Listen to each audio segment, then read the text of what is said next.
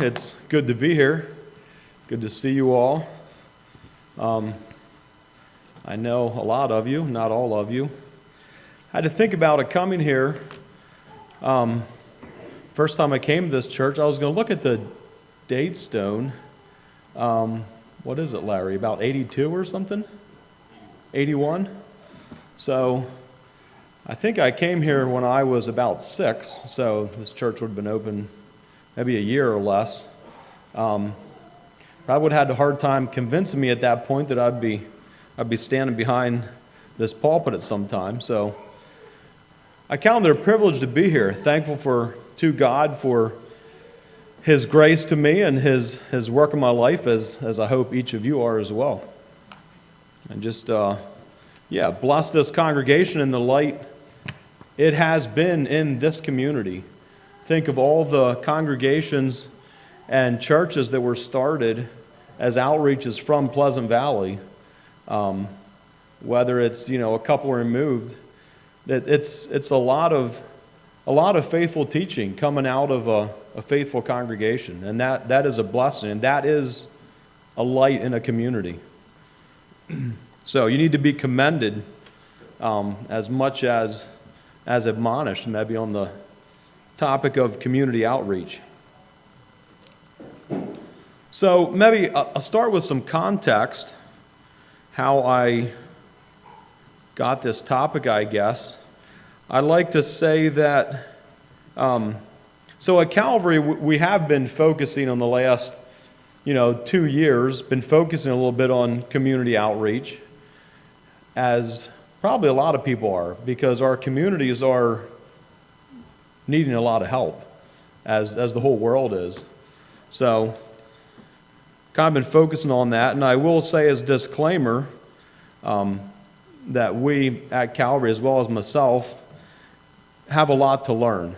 I don't think anybody is going to get it figured out until we're done. It's kind of how it is with parenting and a lot of things. By the time you kind of feel like you're getting the knack of it, you're done with that stage and you're going to something else. So that's not a means of discouragement, but I'm certainly not standing here, even pretending to stand here as an authority on how to reach your community around you, but want to encourage and give some ideas. I do find that good things do not come naturally. So whether it is health or work, a job done right, having well-behaved, enjoyable children or pets, sermons, if you're going to sound even a little bit like you prepared or know what you're talking about, you need to put a lot of work into all them things. I'm sure you've all found that the same way. So Christ, I had to think of the story of Christ and the Samaritan woman at the well. And so Christ was going through a part of his community that most people were bypassing. I think we're all familiar with that. The Samaritans were not really appreciated by the Jews. They did not mingle well. And it was probably for some understandable reasons, but Jesus, it seems deliberately, went into an area and mingled with people that he was expected to not mingle with. Jesus was the friend of sinners. He did reach people and actually was criticized and ridiculed for spending time and associated with some of the people he did. Not sure where exactly to take that in our lives today. Does that mean we go into bars or, I think there's still inappropriate things to do. But Christ certainly was willing to go into uncomfortable places. So I'm going to read a couple verses out of John 4, verses 31 to 38, kind of the tail end of him meeting this lady and ministering to her and ministering to her family and village. And then as his disciples came back, he actually had some words for them. So John 4:31 starts, In the meanwhile his disciples prayed him, saying, Master, eat. But he said unto them, I have meat to eat that ye know not of. Therefore said the disciples one to another, Hath any man brought him aught to eat? Jesus saith unto them, My meat is to do the will of him that sent me, and to finish his work. Say not ye, There are yet 4 months, and then cometh the harvest? Behold, I say unto you, Lift up your eyes, and look on the fields, for they are white already to harvest. And he that reapeth receiveth wages, and gathereth fruit unto life eternal, that both he that soweth and he that reapeth may rejoice together. And herein is that saying true, One soweth and another reapeth. I send you to reap that whereon you bestow no labor. Other men labored, and ye are entered into their labors. So what I want to draw out of these couple verses here is Christ was motivated by or fed by the spiritual, not the physical. And he actually indicated to his disciples here that he did not need physical food because he was so engrossed in and involved in the spiritual feeding. He was so concerned about the spiritual, the physical seemed to have not even really mattered. So I don't know how you feel about your life or your world or the community around you. Things are just going nice. Everyone you know is ready to meet the Lord, and the Lord can come sometime. We don't really care when, but there's no urgency. I kind of feel like there is a ticking clock on this world, and it seems to me we're getting close to the end.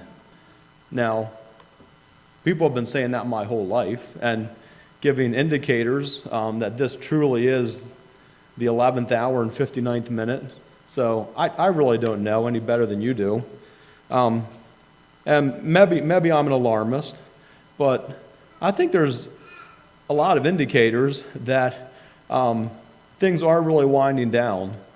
And even if they're not, the world around us is becoming increasingly evil and devoid of hope and are looking for answers. So talk about ripe for the picking, as Christ is saying here in John. I believe we can safely say the fields are white, and in some cases they are pretty much begging to be picked. So am I willing to get off of my couch and just go do some maybe enjoyable, easy harvesting? We can make excuses, but the harvest time truly is here. So how do we do it? How do we go about it? How do we, if there's big problems with our world, what do we do to fix it? So if you talk to co-workers or listen to politicians or read the news, you can get politically involved. You can vote to fix some of these problems in our nation. You can do community service, as in, and I would propose you do community service, but if you ask the world about community service, picking up trash, beautifying your environment, you can protest. You can become an activist for all kinds of things, about anything you can think of. If you want to be an activist, there's a lot of opportunity for that. I think you know as well as me that that's wasting our time. It's wasting valuable time. There is better, more important things to be focusing on in the limited time that we have. Ephesians 6:10-12 says, Finally, my brethren, be strong in the Lord and in the power of his might. Put on the whole armor of God, that ye may be able to stand against the wiles of the devil. For we wrestle not against flesh and blood, but against principalities, against powers, against the rulers of the darkness of this world, against spiritual wickedness in high places. So are we worried about fixing our environment? Are we worried even about laws and racial injustices and all the things we hear about? Or are we worried about what our physical eyes can't see? Do you believe that there is a spiritual battle raging in this world today? And if you do not see evidence of it, maybe you're very fortunate because Satan's left you alone. I don't know. Maybe you're just sitting on the sidelines. Maybe you're deliberately burying your head in the sand. But the real battle is what he's talking about in Ephesians here. And it manifests itself through the physical, but there is a battle for the souls of people that has been going on through the ages, and it is intensifying. Albert Einstein, there's a quote from Albert Einstein I find fascinating.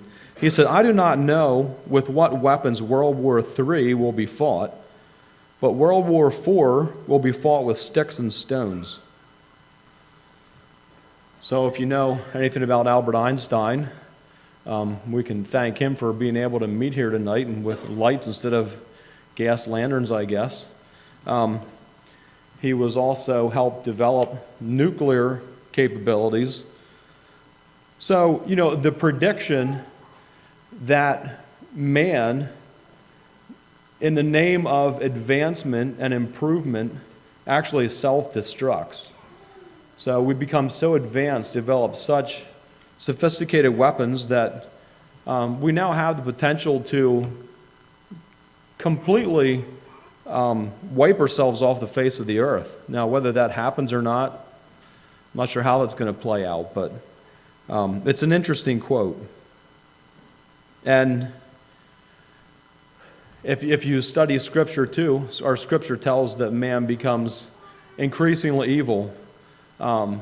We do not become more holy apart from God. We self-destruct. It's a sad fact of human nature. So how high are the stakes in this spiritual war? So what are our objectives? What is our measure of success? I mean, do you see yourself as actually engaging at all? Or are you just going to try to survive this thing? Or are we just in a bunker? Or are you actually on a side that is trying to win some battles and win a war? So what are your goals and objectives? To annihilate the enemy? Or to save them? And who is the enemy actually? So I ask myself these questions. This gets muddled in my mind. Are fellow humans who are made in the image of God the enemy? Even if they have horrible agendas that are making your life difficult? So is pointing our fellow man to Christ how we win? My reaction is want to guard myself against all these evil people and try to figure out how to avoid them or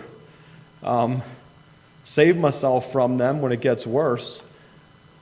Should I be wading in and looking to save these people that are trying to possibly physically destroy us? They say necessity is the mother of invention. And another this isn't necessarily a quote, but any crisis offers some kind of opportunity. So you hear politically, don't let a perfectly good crisis go to waste. So you look at any crisis or calamity in history, there has been opportunities there, whether it's economic, political, spiritual. So when people are hurting, there's an opportunity to meet their needs.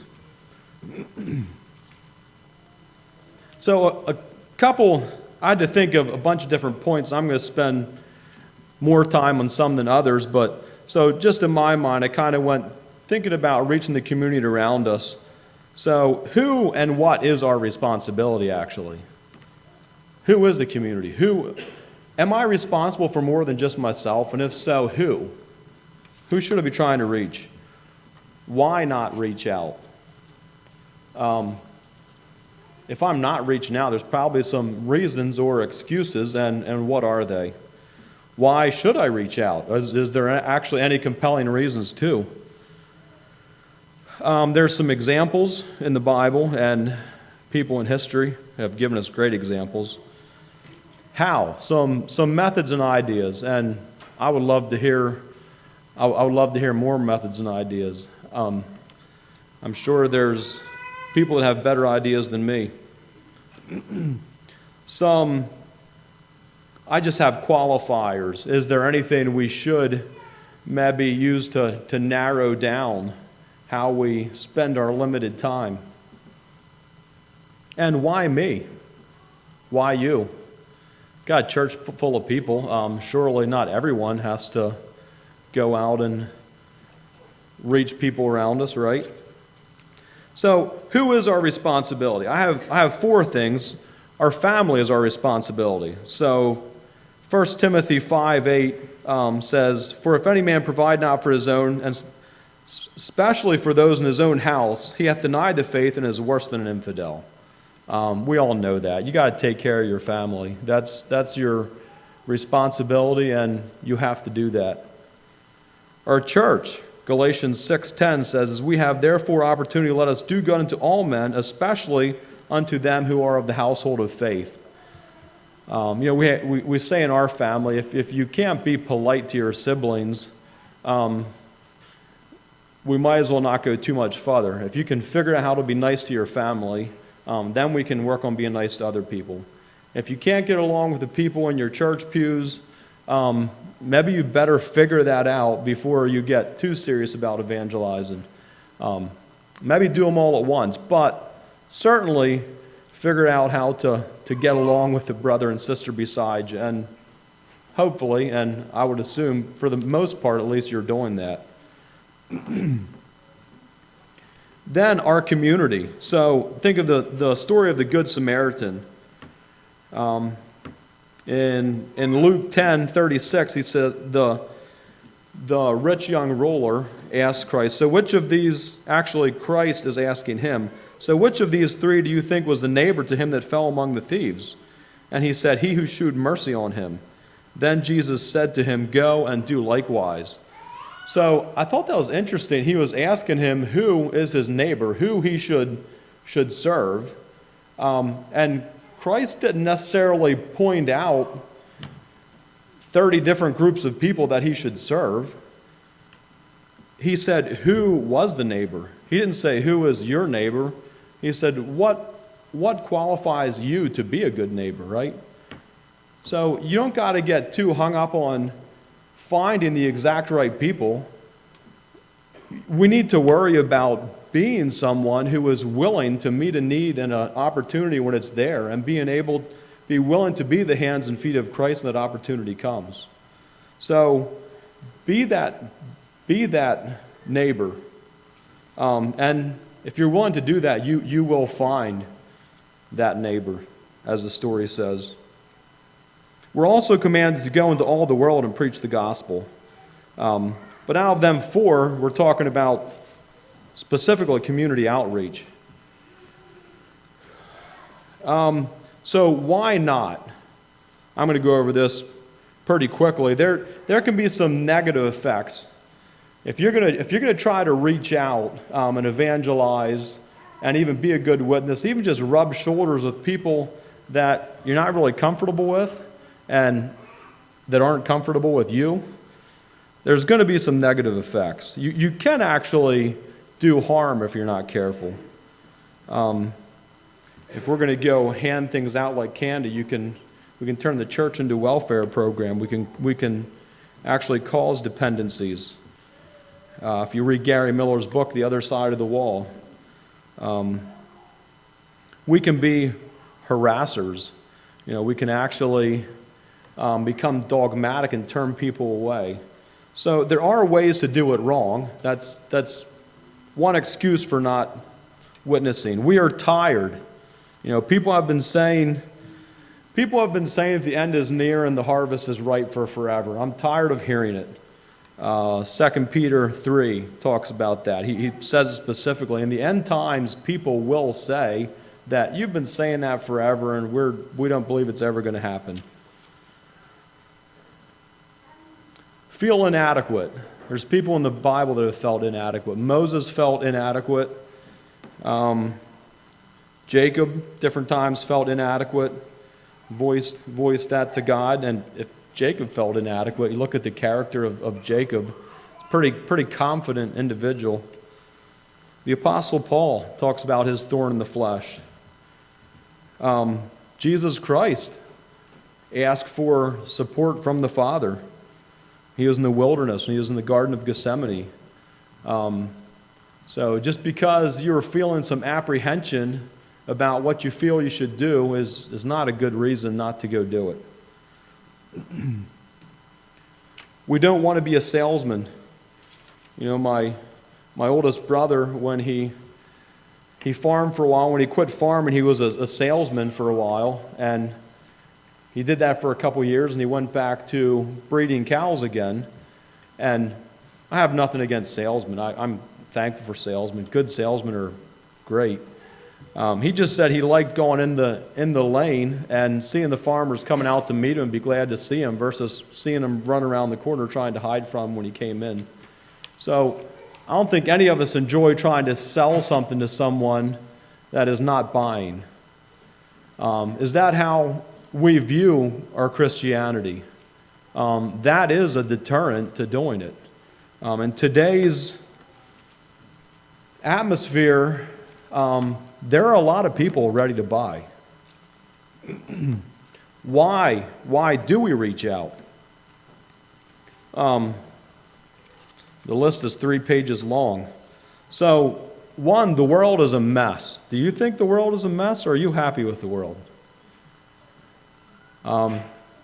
If you think the world is just fine, maybe I'll try to convince you otherwise, but so our government policies, and you can probably pick a nation on the land of on this globe that there's maybe a couple governments that are functioning pretty well. Healthcare.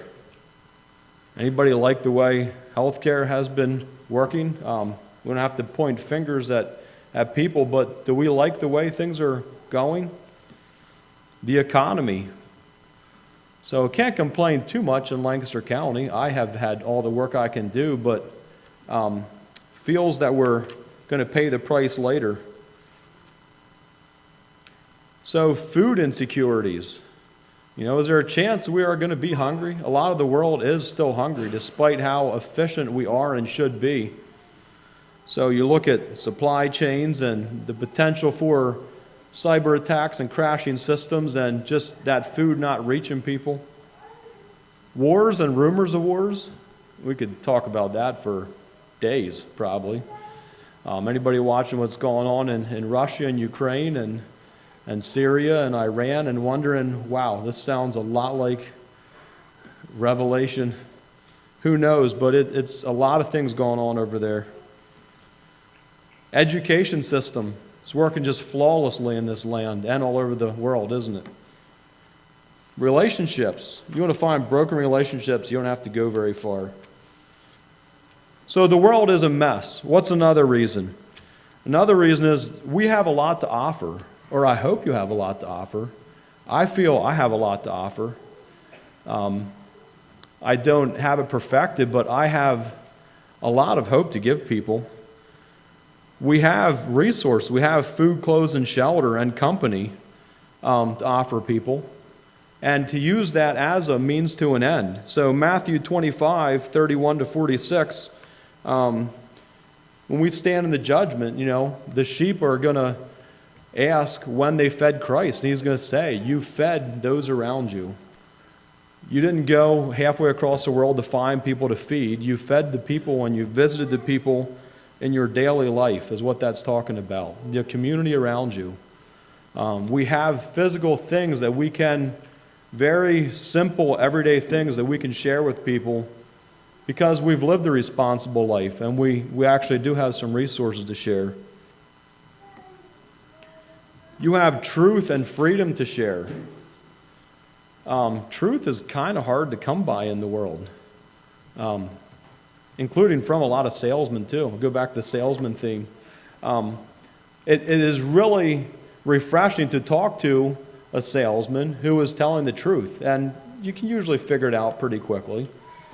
The truth is refreshing. A lot of people are willing and hungering for the truth, more than they have been in my lifetime. Freedom. So how do we offer them truth and freedom? The truth shall set you free. John 8:31-36. I'm just going to go down to the last verse, 36. If the Son therefore shall make you free, you shall be free indeed. He was talking to the Jews and saying he'll make them free, and they say, we're not slaves, we're Abraham's sons. We've always been free. He was like, no, you're not. You're a bondage of sin. You are maybe free physically, but you are in bondage spiritually. And the world today, we may live in a land of freedom, but there is a lot of bondage. You look at the addictions and habits and sin. People are bound, and they are needing freedom. And the truth is where we start. And we have that. You know them answers to give to people. And people are asking. Our freedom and joy are not dependent on circumstances. We have understanding. It depends what you're trying to sell someone. Or my children like to say, well, Dad, you don't understand.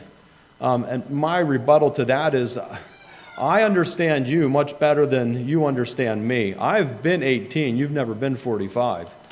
So I might not understand the situation exactly, but I pretty much know what you're going through. And that translates to humans too. You know that your neighbor living in sin is not living a fulfilled life. Everyone has a need for God. So don't be bluffed. You know what people need, and you know that emptiness if they don't have Christ. They can try to lie to you, but if they don't have Christ, they're feeling empty. And we know that. We have the understanding. I have the symptoms, and the case has already been diagnosed. You know what you're working with. You don't have to try to figure it out. Everyone needs the Lord. It's not that complicated. Doesn't mean all their problems will go away, and we can't promise they'll be healed physically and their life will become great. But if we can point them towards Christ, it'll fix every problem they have. And the darker this world becomes and the brighter our light shines, the more people are willing to hear that and accept it. So we can go in with confidence knowing. We know what people are truly wanting, even if they're not verbalizing it. We can offer tough love. We don't necessarily need to make people feel good. We need to tell them the truth. We can offer people company. There's a lot of people's friends and family are scared to get close to them in the last year and a half. That's pretty sad. I don't know what all your stand is here, so I can just say where I'm at. I think if we're willing to neglect people relationally and isolate people in the name of keeping them safe physically, that's the wrong direction. People need company. So I'll let you figure out how to find that balance there, but people are lonely and need company and need help.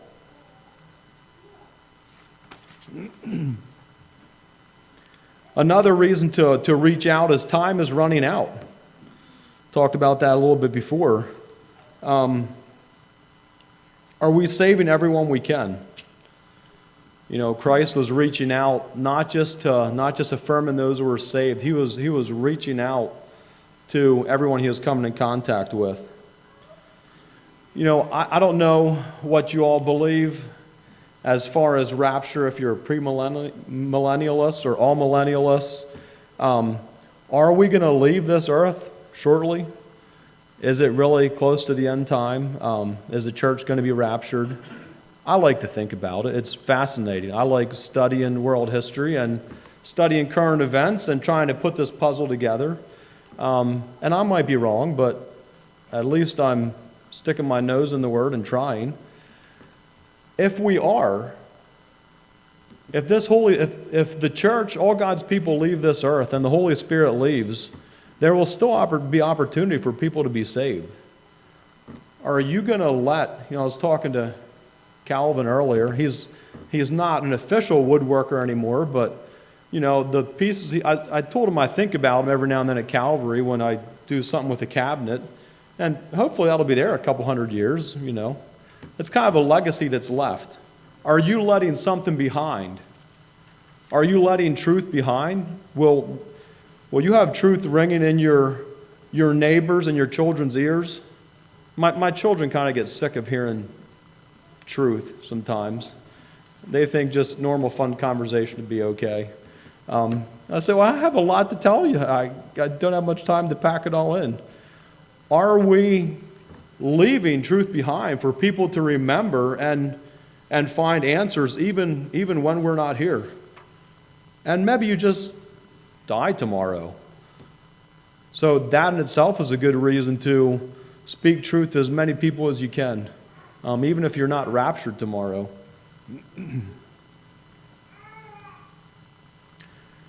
Why do we reach out? It's a command. The golden rule, the rich young ruler. We're told to do it if you just need a simple prompt. It will benefit and help you. Do you believe it's beneficial to care about other people? Is it actually good for you, or is it a detriment to you? Is it a sacrifice from some hobby or leisure time or professional development or meeting girls or guys, or is it mutually beneficial? Do you believe that? We say that because we grew up in churches. Do you believe that reaching out to other people is good for you? How many depressed, discouraged, problem-ridden people do you know that are helping other people? I think most of the missionaries I know are pretty happy people. It just, for some funny reason, it seems to work that way. I think of my mother, and I have this whole list of people in my life who are the most cheerful people I know, and they spend their lives serving other people. Some of the most miserable people are the most selfish and self-indulging, is just what I observe, yet I'm tempted to do the same thing. It's human nature. I'm tempted to be selfish. So how do we reach out? Here again, I am open for ideas. So necessity is the mother of invention. So I was looking a year and a half ago. We're sitting at home, not having church, and we start meeting again, trying to figure out how to do all this. And clearly there's a big crisis in the world, and the church should be rising to the occasion, right? Isn't that the church's job? To actually provide help and answers in time of need? What are we actually here for if we can't figure out what to do ourselves, let alone help our community? And hopefully we have been. But that is the church's purpose on earth, isn't it? To rise to the occasion, to meet needs. So how do we do it? Is what I was wondering. So one thing we tried, we just started lifting some offerings, so community outreach offerings.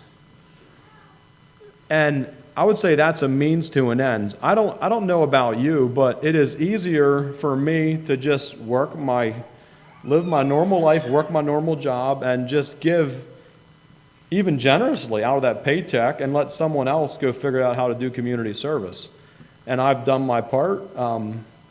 It's all clean and good. I don't need to figure this out. I don't need to deal with messy relationships and getting yelled at for trying to be a nice guy.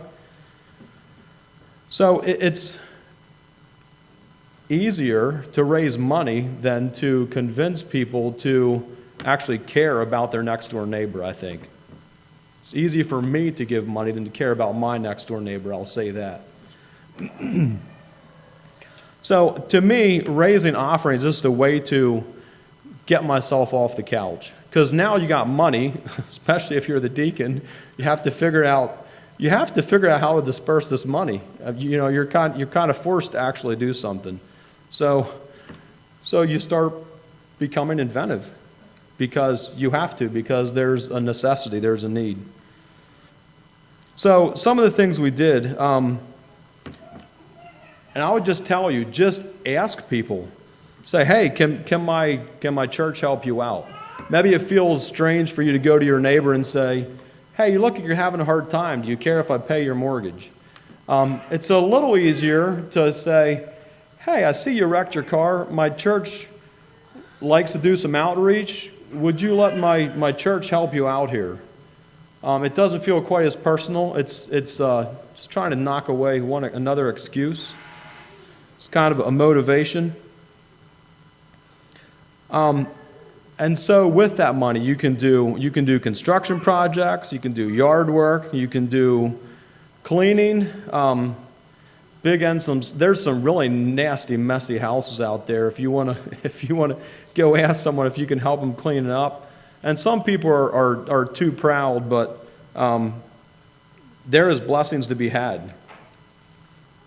You can offer to do services in your community. You can do babysitting, cleaning, property maintenance. You can shovel snow. Bowmansville Church down the road from us does an after school, like a daycare and an after school program. I'm not, that's maybe controversial in conservative circles, doing a daycare. Are we creative in ways to get in the lives of the community around us? So an after school program draws in children who do not have a home to go to afterwards. It's kind of targeting the very people that need help. You can give gift cards to people. I would say make sure I would encourage you to buy gift cards at Weavers and Goods and Shady and Village Farm Market, not Amazon and Starbucks and Walmart and the Apple Store. I use the latter things too, but they do not promote Christian values in this world. So give someone a gift of food and get them into a store that has a Christian environment. It's kind of a win-win. Pay people's utilities.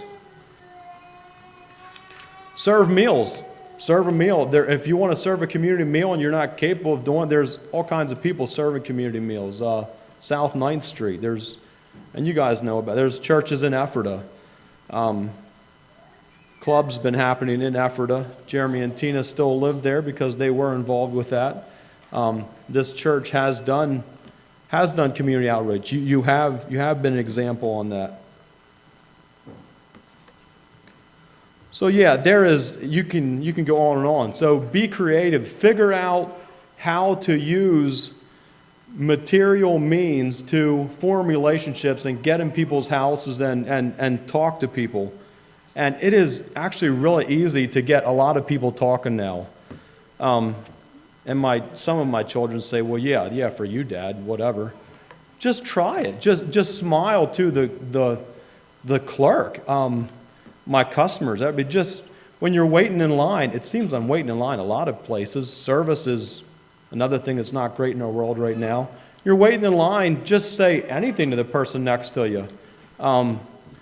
People are like starving for a hungry, friendly person. Just be that hungry, friendly person and slip God in every chance you get. So, why me? Why you? Esther 4:14, for if thou altogether holdest thy peace at this time, Then shall their enlargement and deliverance arise to the Jews from another place. But thou and thy father's house shall be destroyed, and who knoweth whether thou come to the kingdom for such a time as this? So Mordecai telling Esther, you don't have to do this. You have a choice. But God's going to do his work. God's going to save his people. So you can try to save yourself and actually probably be lost in the process, or you can stand up and be accountable and be responsible and actually let God work through you. And it is ironic, by saving our lives we lose it, and vice versa is what the Bible tells us. So yeah, just in summary, who is your responsibility?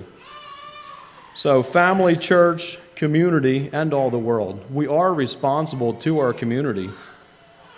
Why do you reach out? Because the world's a mess, and because you have a lot to offer. You have truth and freedom and hope to offer, and everybody's looking for that right now. Time is running out. It's commanded, and it will help and benefit you as well. So who knoweth whether thou come to the kingdom for such a time as this? Do you believe that you are here for this opportunity? Are you going to take it, or are you going to stay sitting on the couch? Do the easy thing. Thanks for your attention.